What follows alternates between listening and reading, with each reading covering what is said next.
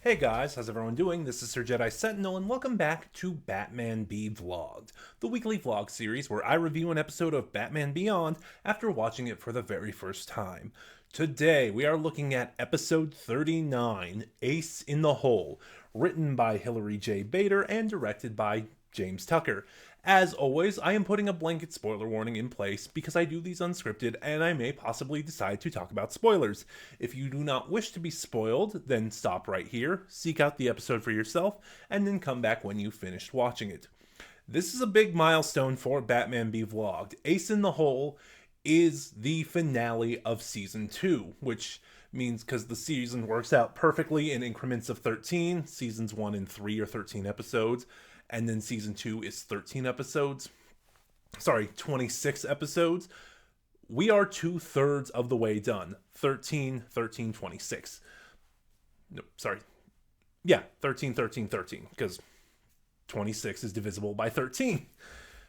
Sorry, bit of a weird tangent. Also, just something of note, I don't know if or at least I don't recall if Batman Beyond was as bad as Batman the Animated Series in the whole production order versus airing order.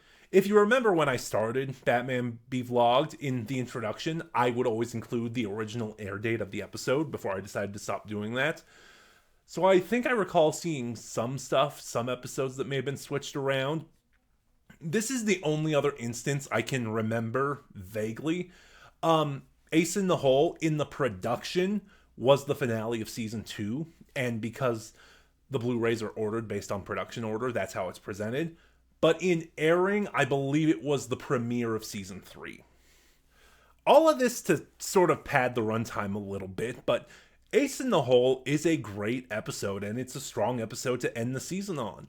As the title implies, this episode gives a strong focus on Ace, Bruce's faithful dog, who we've seen throughout the series in varying degrees. I believe there was only one, but never in any major capacity. I believe there was only one episode where he was kind of briefly relevant to the plot. Otherwise, he was always at Bruce's side, and the only other thing I can remember was just in the Egg Baby, there was a fun little gag with him and Terry's project, the Egg Baby. But this is the first episode that really gives us a focus on Ace, just as, the Bat Hound and as a character. And I have to admit, this is a very dark episode.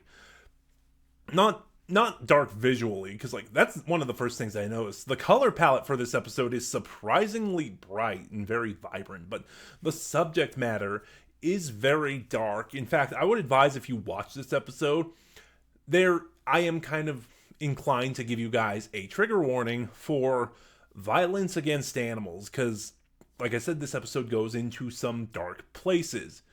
So Bruce is going to a doctor's appointment. Well, no, not a doctor, a chiropractor. And while he's in there, he has Terry walk Ace. During the walk, Ace sees a mysterious person and chases off after him. This person, it turns out, is named, hang on, I forgot his name, Ronnie Boxer. And as we see through flashback, which is what most of the episode is dedicated to, Ronnie was Ace's previous owner before Bruce found him, poetically in Crime Alley. There's a certain poetry to it. The place where Bruce lost his family is the place where he also found his family. But anyway, Ronnie is a dog fighter, and he purchased and raised Ace to be a fighting dog.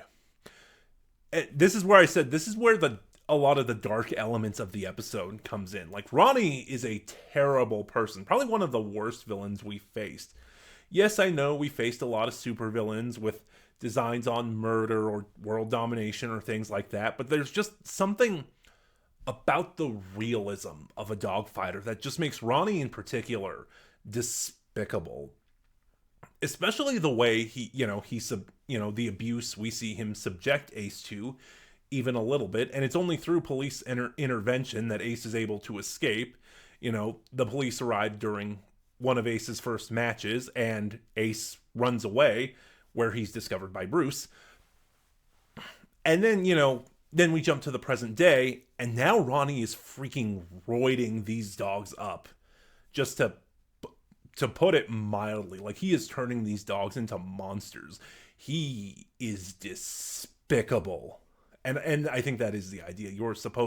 I think this episode does the most successful job of making you actually hate a villain.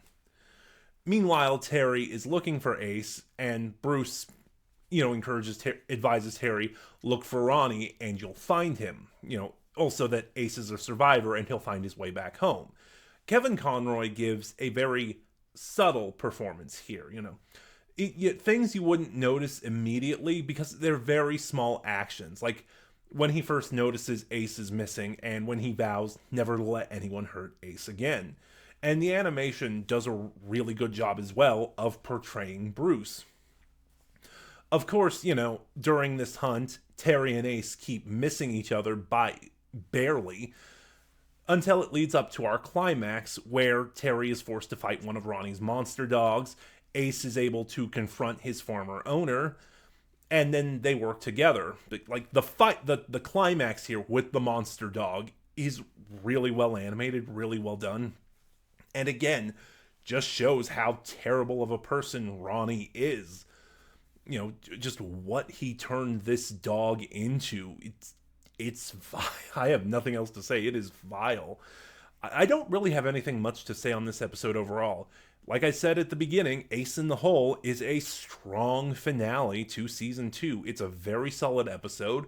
It gives a great, really well done backstory on Ace. The animation is some of the best in Season 2 that I can remember, with a really good color palette and some really good designs. But those are just my thoughts on Ace in the Hole. Have you seen it? What are yours? Please start a conversation in the comments below. And remember to like, comment, subscribe, click the bell next to subscribe to get notifications when I upload, and in the description box below you'll find the link to my socials where you can follow me and get updates on the channel. This is Sir Jedi Sentinel, and I'll see you guys next time for the last leg of our journey when we start Season 3.